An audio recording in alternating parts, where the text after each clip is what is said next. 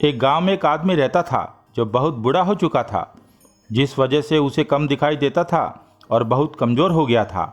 इसलिए अपनी बची कुची ज़िंदगी अपने बेटे के साथ बिता सके, इसलिए शहर में रह रहे उसके बेटे के घर रहने चला गया। बेटा एक शहर के छोटे मकान में रहता था। मकान तो उसका छोटा था, लेकिन उसके अंदर जो चीज़ें थी वह बहुत महंगी थी।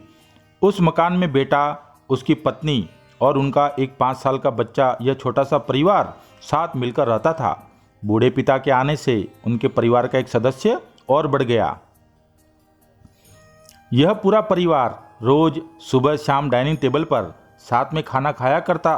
बूढ़ा पिता अपनी कमजोरी के चलते हमेशा खाने की चीज़ें नीचे गिराता रहता और कई बार कांच के बर्तन भी टूट जाया करते थे।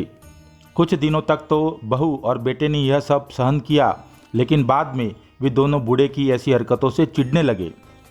एक दिन बेटे ने कहा कि ऐसा कब तक चलेगा, हमें कुछ करना पड़ेगा।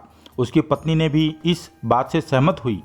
अगले दिन बेटा कहीं से एक पुराना मेज लेकर आया और घर के एक कोने में उसे लगा दिया और अपने पिताजी से कहा कि आप यहीं पर बैठ कर खाना खा लिया कीजिएगा।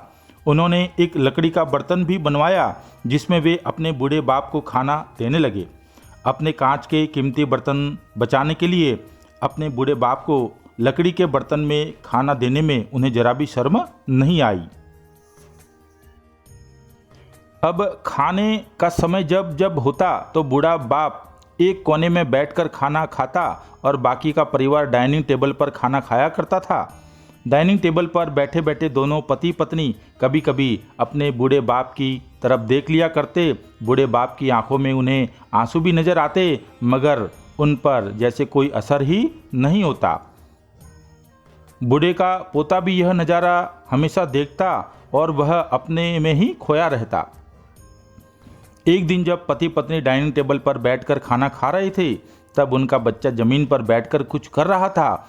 उन दोनों ने बच्चे के हाथ में लकड़ी का टुकड़ा देखा, लेकिन उन्हें कुछ समझ में नहीं आया कि बच्चा लकड़ी के टुकड़े के साथ क्या कर रहा है।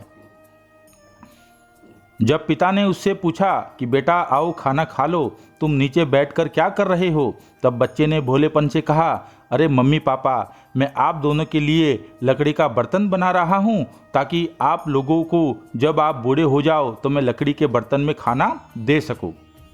अपने नादान बेटे द्वारा की गई यह सहज बात दोनों के दिल में तीर की तरह उतर गई। दोनों एक दूसरे का चेहरा निहारने लगे। बिना कुछ कहे ही दोनों की आंखों में पानी आ गया और उन्हें अपने भविष्य की किताब अपनी आंखों के सामने खुलती हुई नजर आई। उन्हें समझने में ज़्यादा देर नहीं लगी कि अब उन्हें आगे क्या करना पड़ेगा।